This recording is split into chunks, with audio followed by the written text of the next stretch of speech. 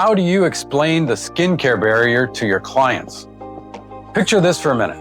Your client settles down in your treatment chair and she's frustrated.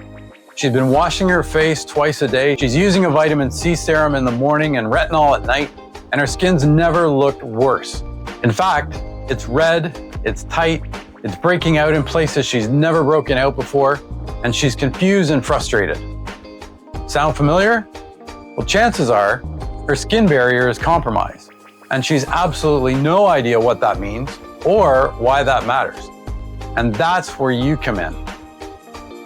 Hi, my name's Terry Telford from the denéva Skincare Academy. Now, our goal is to help you educate your clients using tools and educational resources that give them that aha moment and lock them into an understanding of why they need to follow the home care routine that you're prescribing to them. It means more loyal clients and ultimately more sales for you. Now, we'd love it if you were using and recommending denéva skincare products, but these trainings and the resources are not product specific, so you can use and recommend any products that you wish. Now, as an esthetician, one of the most powerful things that you can do for your client, it's an explanation. So when clients understand how their skin actually works, they make better decisions at home, they follow your protocols more consistently, and they trust your recommendations. And it all starts with the skincare barrier. So let's look at the signs of a compromised barrier from the perspective of what your clients are saying versus what's really happening. Now, here's the tricky part. Clients rarely walk in and say, hey, I think my skin barrier is damaged. They actually say things like, my skin is just naturally sensitive. Nothing that I'm using to moisturize my skin is enough, and it always feels tight. Or maybe something like, my acne products aren't working, I'm still breaking out. What they don't realize is their complaints can point to the same root cause. So during your intake and your consultation, here's basically the top 5 signs to look for in their skin to see if they have a compromised skincare barrier. Number 1, they could have persistent redness or flushing that doesn't have a clear trigger. Number 2, they could be flaking or rough texture that doesn't resolve with all the regular moisturizer that they use. Number 3, it could be like a stinging or burning or an itching when they apply the products, even the gentle products that are formulated for sensitive skin. Number 4 is breakouts that seem to be random or cyclical, and they're resistant to any of the treatments that you prescribe or anything that they're trying. Number 5 is they have dull, uneven skin texture and tone. Now, when you identify these signs, you have an opening to educate your client, and that education changes everything about how a client approaches their skincare routine. This is often the most eye-opening part of the conversation for your client, and the most important. Now, most barrier damage isn't caused by neglect. It's caused by doing too much of the wrong thing in the wrong order, using the wrong products. So just before I give you the script that's going to help you bridge the gap between what your client thinks is happening to their skin and what's actually happening to their skin, we're going to look at the top 6 skin crimes that your clients could be committing. Number 1 is overexfoliation. It's the number 1 culprit. Now, if your client's using AHAs, BHAs, physical scrubs, or layering multiple exfoliating actives every day, it strips away that lipid mortar faster than the skin can rebuild it. So the result is a wall full of holes. Number 2 is harsh cleansers. If they're using foaming cleansers with sulfates, they disrupt that acid mantle and strip away the skin's natural oils. That squeaky clean feeling after washing, it's actually a warning sign, it's not a goal. Number 3 is hot water. The long hot showers that feel luxurious actually dissolve the lipids because the heat of the steam in the shower is dissolving the lipids. Now, clients who love hot water on their face or who regularly steam without proper aftercare are weakening their barrier with every single wash. Number 4 is skipping SPF, because as you know, UV radiation degrades the lipid barrier over time, and clients who skip the sunscreen, even on the cloudy days, are accumulating barrier damage that compounds over month and year over year. Number 5 is overloading on actives. So retinol, vitamin C, niacinamide, glycolic acid, they're all great ingredients, but not all at once. So clients who build routines from TikTok tutorials or Reddit threads, they're often ending up using lots of different ingredients and lots of actives, but they have zero understanding of how they interact with the skin and with each other. Number 6 is environmental factors. These are dry climates. People are living in dry climates, indoor heating, air conditioning, pollution, and even the cold wind that pulls moisture out of the skin and stresses the skin barrier.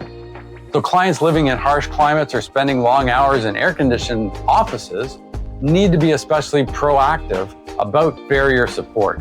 So how do you explain this to clients without losing them in all the technical jargon? And this is where we have to translate your understanding of the science of skin health into language that your clients can actually relate to, so they can understand it and they can also remember it. The key is to start with their symptoms, not the science. So you want to anchor your explanation in what they're already experiencing and use simple pictures so they can retain what you're explaining to them. And here's a simple script that we found works really, really well in the treatment room. So you could say something to them like this. You know what? Think of your skin as a brick wall. When the mortar between the bricks wears down, moisture leaks out and irritants come in. And that's why your skin is feeling tight and reactive. And we just need to rebuild that mortar. So your skin isn't broken, it's exhausted.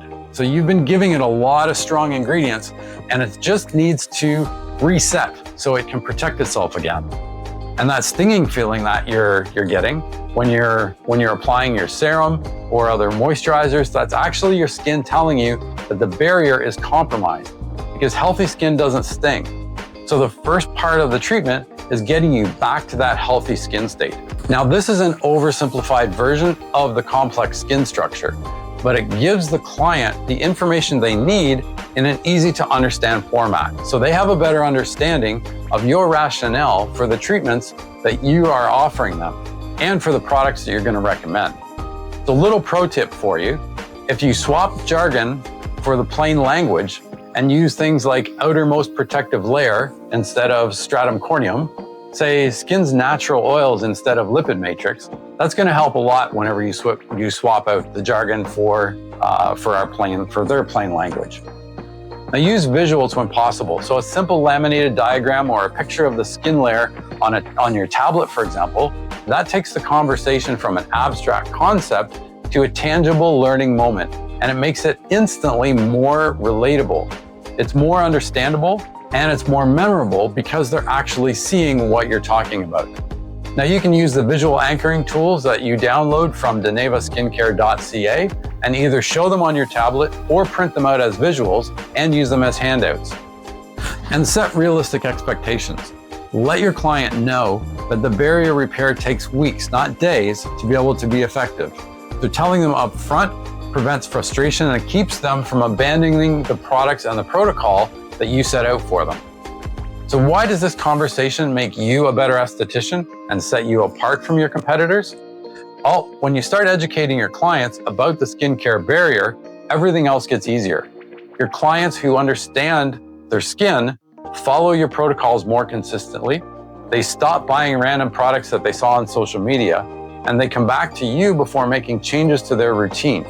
And when you recommend a product, they buy it because they understand why it matters. So client education also positions you differently in a crowded market.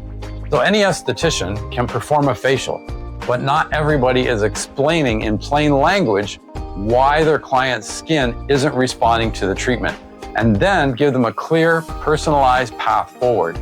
That's the difference between a technician and a trusted skincare professional. And if you want to take things to the next level, email them or give your client a take-home handout summarizing the skin barrier basics and your recommended repair protocols. It reinforces what you said in the treatment room, it gives your client something to reference, and it subtly reminds them who their go-to skincare expert is. Now, if you're using Module 1 of the Understanding the Science of Skin Health Virtual Consultant, 2 recommended handouts are number 1, the skin structure, and 2, the acid mantle and microbiome. Now, these are, of course, using a little bit more technical terms, but they're explained in the handout that you can give to your clients. So just before we wrap up, let's take a look at the top 5 barrier supporting ingredients that you want to look for in your skincare product recommendations.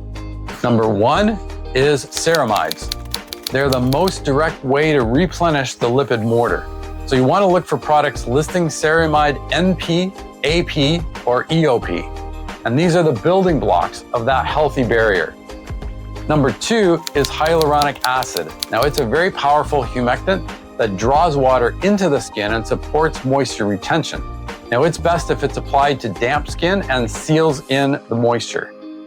Number 3 is niacinamide. It's a versatile ingredient that strengthens barrier function, reduces the transepidermal water loss, and calms inflammation. It's widely tolerated even on very sensitive skin. Number 4 is squalene or squalane, depending on how you want to pronounce it, and fatty acids. So these are lightweight oils that closely mimic the skin's natural sebum, helping to replenish that lipid layer without clogging the pores. Number 5 is Centella asiatica or madecassonide. Now, both are calming anti-inflammatories, and they're known to support skin barrier regeneration. They're ideal for post-treatment care to reactive types of skin.